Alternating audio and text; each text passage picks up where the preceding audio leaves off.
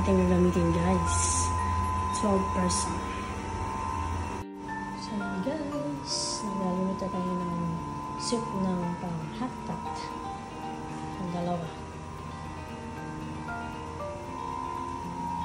And then, ito yung ating gagamitin. At 5 lang naman, guys. So, ito na yung additional mushroom, guys. Ayan.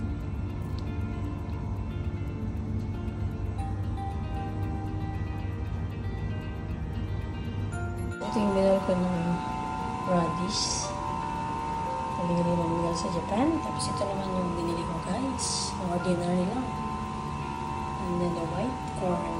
Then nabilit ako ng additional mushroom. Kasi yung isa hindi nila masyadong paborito yun, guys. Ito naman yung mga vegetables.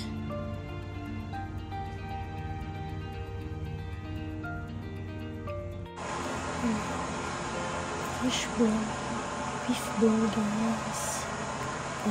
Squid balls. So, hindi pa nalagay sa plate, guys. Kasi late ko natin. So, yan. Ito naman yung mga seafoods. So, yan yung mga seafoods nila, guys. So, konti lang ngayon. Ang pagkain. Ang dami nilang pagkain, guys. So, yan. Meron din tayo mga laman loob ng baboy, liver, at saka yung isa pang is. Ito naman aking ginawang mga sauce, guys. Ayan. Spring onion, chili, and garlic.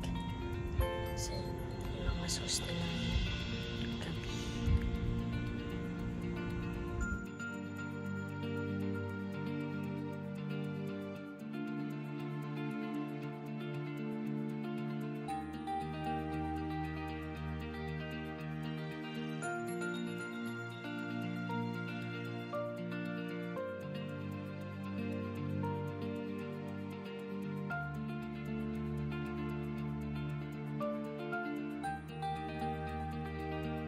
Hi guys, this is Shalangin and welcome back to my YouTube channel.